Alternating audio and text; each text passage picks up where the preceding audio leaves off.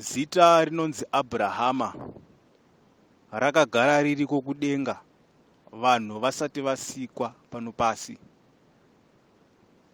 Zita rinonzi Jesu rakagara ririko kudenga vanhu vasati vasikwa pano pasi. Saka mukusikwa kwemunhu kwakagarwa dare. Mukugarwa kwedare pachisikwa munhu, zvainzi munhu ngaasikwe nemufananidzo waMwari. Saka pakasikwa vanhu, vakasikwa vaine muridzi wavo kana kuti vaine munamatisi wavo.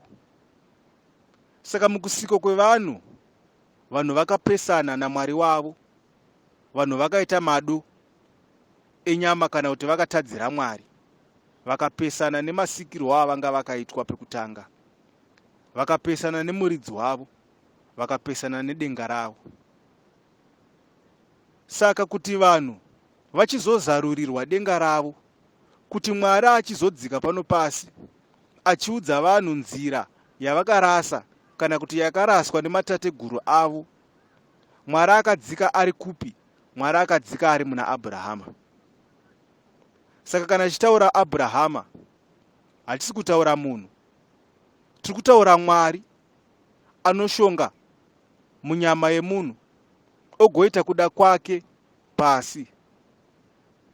Saka muteuro waAbrahama wakanamatwa nemunhu anga akashongwa nengirozi Abrahama, nekuti Abrahama akagara ariko semuridzi wevanhu.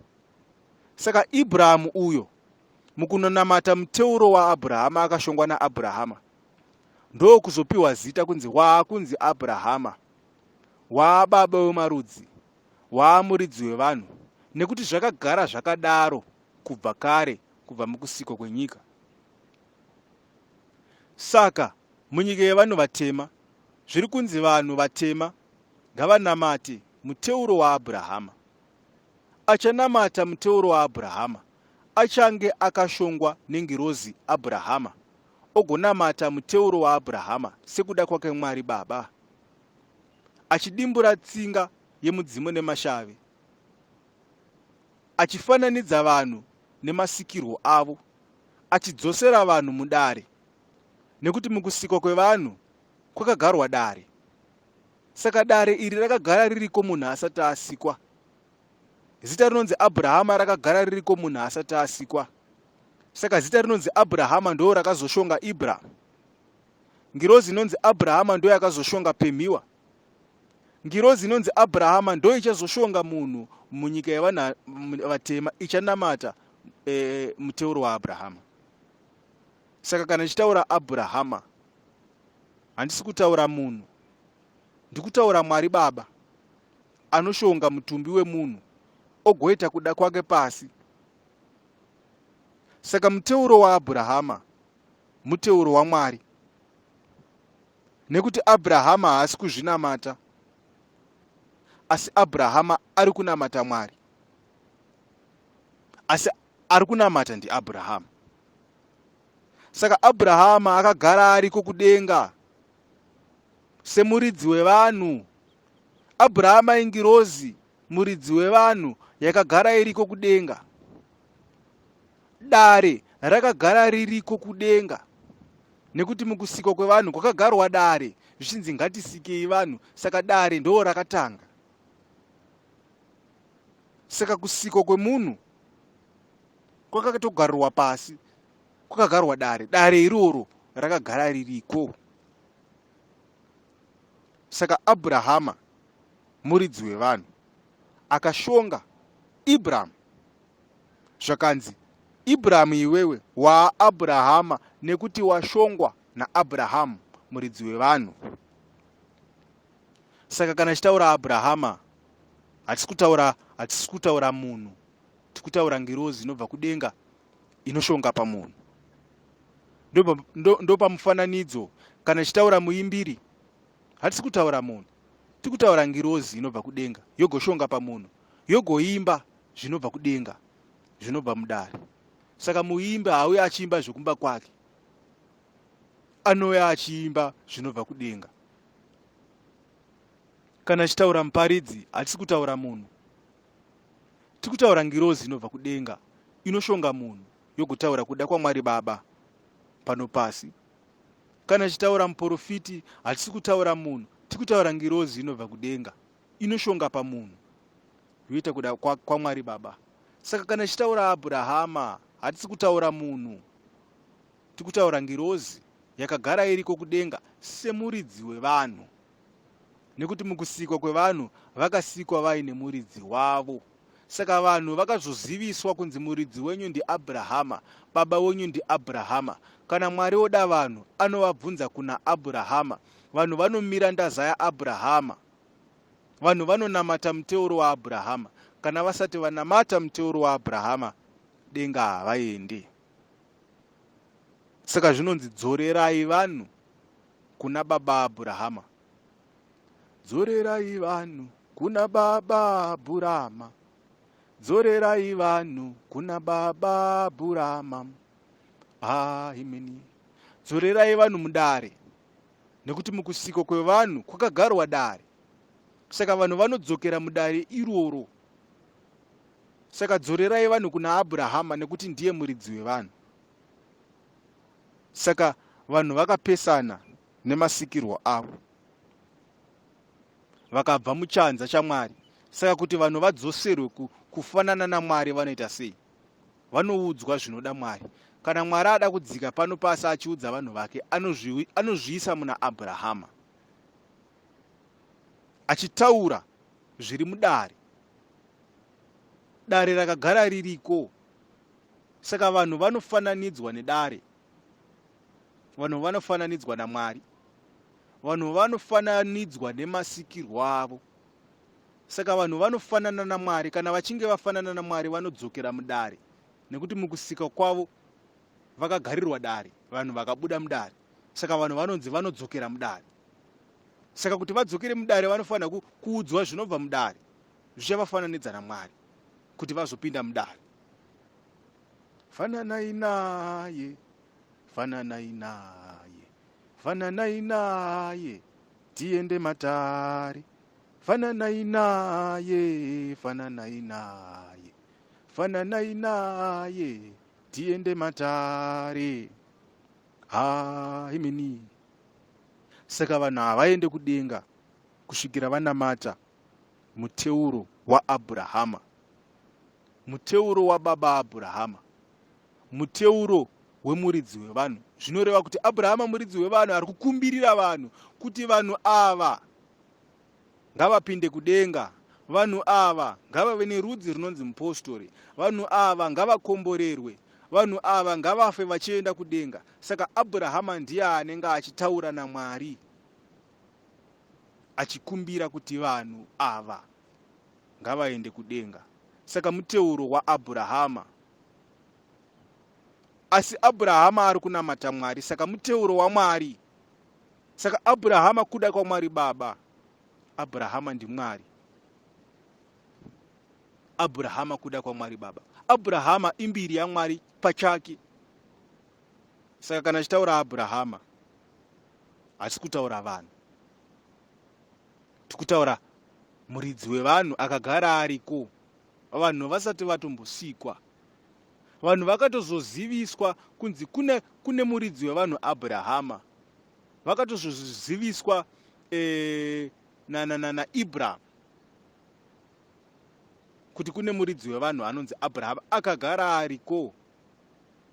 Saka muteuro waAbrahama uri kufananidza vanhu nedare, uri kufananidza vanhu naMwari wavo, uri kudimbura tsinga yemudzimu nemashavi, uchiisa tsinga yemupostori ane ukama naMwari semuIsraeri.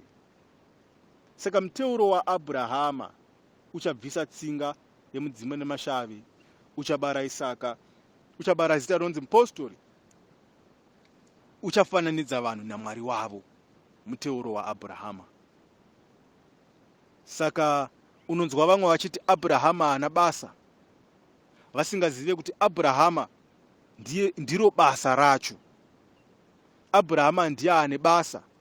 Abrahama ndiye muridzi wedare rarinonzi dare regiment. Muridzi wedare ndiAbrahama. nekuti Mwari kuti adzike pano pasi haakwanisi kudzika, asi anotodzika ari muna Abrahama. Panogarwa dare, Abrahama ndo otuma. Mozisi anobva mudare raAbrahama, Daniel anobva mudare raAbrahama, Peter anobva mudare raAbrahama, Johanne anobva mudare raAbrahama, Jesu anobva mudare raAbrahama, amai Maria anobva mudare raAbrahama. Saka Abrahama ndiye anototuma vese ava, vanotogarirwa dare vachitumwa. Kana Johane achidzika panyika achitaura nhau yake, Mozisi aitsina achiti idi katatu pazvataurwa mudare ndanga ndiripo. Zvitaura kuti nhau dzinodzika pano panyika dzinobva mudare, dzinogarirwa pasi, dzotaurwa. Dare iri dare raAbrahama, nekuti muridzi wevanhu ndiAbrahama. Saka hapana ngirozi inoenda kuvanhu isati yatanga yatumwa nemuridzi wevanhu. Muridzi wevanhu ndiyani? NdiAbrahama. Kana Mwari oda vanhu anovabvunza kunani? Anovabvunza kuna Abrahama. Kana ndichitaura Abrahama handisi kutaura munhu, ndikutaura muridzi wevanhu akagara ariko kudenga vanhu vasati vasikwa. Vakazoziviswa havo burikidza naIbra, vakazoziviswa havo burikidzwa napemhiwa, asi Abrahama muridzi wevanhu akagara ariko. Saka kuno muteuro waAbrahama, muteuro wemuridzi wevanhu. Muridzi wevanhu achikumbirira vanhu kuti vafanane neMwari, vafanane nedare. Saka Abrahama ndiye basa. Jesu akapiwa basa naAbrahama, nekuti Jesu akafira vanhu. Muridzi wevanhu ndiyani? Muridzi wevanhu ndiAbrahama. Kana pamisi mitatu, Abrahama ndiye akatuma Emmanuel, Abrahama akatuma Mozisi, Abrahama akatuma Elijah, vakaramba. Abrahama akati mabasa angu ose ndatora. Zvira kuti Abrahama ndiye muridzi webasa. Saka Abrahama handisi kutaura munhu, ndikutaura ngerozi yakagara iriko kudenga. Ndikutaura Mwari Baba anoshonga munyama yemunhu ogoita kuda kwake pano pasi. Saka vanhu vanonzi ngavapinde mudare, nekuti mukusika kwevanhu kwakagarwa dare. Saka vanhu vanonzi ngavadzokere mudare rakagarwa iroro, nekuti mukusika kwemunhu kwakagarwa dare. Saka vanhu ngavasapesane nedare. Saka Abrahama ibasa, Jesu akatopiwa basa naAbrahama. Saka basa rinopiwa naAbrahama. Ana mudyiwa ana Emmanuel vanga vakuda kuzvipa basa rinonzi Jesu, ivo vasati varipiwa naAbrahama. Zvakashamisa Jakobo. Jakobo akaimba achiti kudi, zita rinonzi Jesu rinondishamisaye, rinondishamisaye, inini Yakobe. Hemini vanga vazvipa basa ivo vasati varipiwa naAbrahama. Saka basa rinopiwa naAbrahama. Abrahama ndiye anotuma, nekuti Abrahama ndiye muridzi wevanhu. Kana ndichitaura Abrahama handisi kutaura munhu, ndikutaura chipikirwa chakagara chiriko kudenga. Abrahama amunoziva asati atomboberekwa. Saka mabasa anobva muna Abrahama, mabasa ose anobva mudare. Zvino vakaita maJorodhani vasina kuapiwa naAbrahama. Mudzimu unera wakaimba uchiti, Yakobe uya uone zvoita maIsraeri, Yakobe uya uone zvoita maIsraeri. Vari kuita vasati vazvipiwa naAbrahama. Saka muridzi webasa ndiAbrahama, nekuti muridzi wevanhu ndiAbrahama. Saka kana ndichitaura Abrahama handisi kutaura munhu, ndiri kutaura Mwari anozvishongedza nyama yemunhu oita kuda kwake pasi. Kana ndichitaura muimbiri hasi kutaura munhu, tiri kutaura ngirozi inobva kudenga, inouya ichiimba zvinobva kudenga, zvinobva mudare. Kana ndichitaura muparidzi handisi kutaura munhu, ndiri kutaura ngirozi inobva kudenga, inouya ichitaura zviri mudare. Kana ndichitaura muprofiti handisi kutaura munhu, ndiri kutaura ngirozi inobva kudenga, inouya ichitaura zviri mudare. Saka vanhu vanonzi ngavadzorerwe kuna Abrahama. Kana ndichitaura Abrahama handisi kutaura munhu. Ndiri kutaura kuti mukusikwa kwevanhu kwakagarwa dare. Mukusikwa kwevanhu kwakagarwa dare. Mukusikwa kwevanhu, vanhu vasati vasikwa kwakagarwa dare. Saka vanhu vakasikwa vane muridzi wavo kare. Muridzi wavo iyeye Ndiyani? Muridzi wavanhu ndiAbrahama. Saka kana zvichinzi dzorerai vanhu kuna Abrahama, zviri kunzi dzorerai vanhu kumuridzi wavo, dzorerai vanhu kuna Mwari. Zvonzi Abrahama ndiMwari, nekuti zvido zvaMwari Baba zviri muna Abrahama. Kana Mwari oda kutaura nevanhu anotaura ari muna Abrahama. Kana Mwari oda kusika vanhu, kana kuvapa zera, kana kuvapa mashoko anovashandura kubva kuhunhu husiriwo, anozvita ari muna Abrahama. Ndosaka pachiteurwa muteuro waAbrahama unobara Isaka uchidimbura tsinga yemudzimu nemashave, nekuti Mwari haana mudzimu nemashave. Saka munhu anonzi afanane neMwari ave munhu akachena, akakomborerwa, akaperera.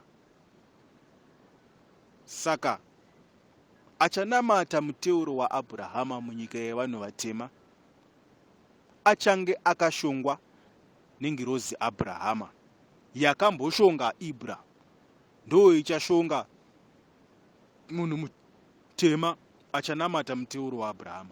Ngirozi iyi yakamboshonga Ibra, ngirozi iyi yakamboshonga Pemiwa, ngirozi iyi ichashonga zvekare mwana wemunhu mutema, ichinamata muteuro waAbrahama, muteuro waMwari, muteuro wemuridzi wevanhu. Saka achava mufiri saStefani, achafira akashongwa nengirozi Stefani. Achava mufiri Abhero munyika yevanhu vatema, achafa akashongwa nengirozi Abhero. Saka muteuro waAbrahama ndo uchabara wai, ndo uchabara Isaka, ndo uchabara mabasa. Kutori nedzimwe ngirozi dzichabarwa pano panyika, dziriko kudenga, dzakangomirira mwaka chete. Abrahama akagara ariko kudenga, akanga akangomirira mwaka chete. Jesu akagara ariko kudenga, akanga akangomirira mwaka chete kuti agodzika pano pasi. Saka vanhu vanonzi ngavanamate muteuro waAbrahama. Muteuro waAbrahama ndo uchazarura denga ravo, ndo uchavakomborera, ndo uchabara zita rinonzi Isaka, ndo uchabara zita rinonzi mupostori. Muteuro waAbrahama kuda kwaMwari Baba, muteuro waAbrahama kudzika kwaMwari Baba, kuvaka ukama nevanhu naMwari Baba, vanhu vachifananidzwa naAbrahama, vanhu vachifananidzwa nedare, vanhu vachifananidzwa nemasikiro avo epakutanga, nekuti vanhu vanga vapesana nemasikiro avo vapinda kumidzimu nemashave. Saka vanhu vanonzi ngavadzoke vafanane naMwari wavo. Saka vanodzoka sei? Vanodzoka nekunamata muteuro waAbrahama, nekuteera Johani, nekuteera Johane, nekuti Johane akatumwa nedare. Saka makateera Johane mateera Mwari, mateera Abrahama, nekuti Johani ndiye akatumwa nedare kuti akupei chinamato. Muteuro waAbrahama unonamatwa nevanhu vari muchinamato chakadzika naJohane. Muteuro wababa Buraima, muteuro wababa Buraima, muteuro wababa Buraima, muteuro wababa Buraima. Ameni. Saka mukusikwa kwevanhu kwakagarwa dare. Vanhu vachisikwa vakatosikwa vaine muridzi wavo kare. Muridzi wevanhu ndiAbrahama. Saka kana Mwari akuda vanhu vake, anoenda kumuridzi wevanhu, obva ati kuAbrahama, vanhu vangu. Saka muridzi wevanhu ndiye Abrahama, anokumbirira marudzi ose kuti ndudzi dzose ngadzive pamuteuro. Abrahama muridzi wevanhu anokumbirira vanhu vese kuti vaende kudenga. Saka vanhu vanonzi vanoteurirwa muteuro waAbrahama naAbrahama, nekuti Abrahama ndiye muridzi wevanhu. Abrahama ndiye dare. Abrahama ndiye anotuma. Abrahama asi munhu, asi Abrahama anoshonga munhu. Kana munhu achinga ashongwa naAbrahama, anoshandurwa zita kunzi waakunzi Abrahama iwe, Ibrahimu waakunzi Abrahama, pemhiwa waakunzi Abrahama. Abrahama wemabvezuva anenge ashonga nyama yemunhu. Abrahama, handisi kutaura munhu, ndiri kutaura kuda kwaMwari Baba kunoshonga nyama yemunhu kuti zvisvike, kuti vanhu vaende matare, vanhu vadzokere kumasikirwo avakaitwa, nekuti mukusikwa kwavo kwakagarwa dare. Saka vanhu vanonzi ngavanzwe zvinobva mudare, nekuti ndizvo zvakavasika. Ndatenda hangu.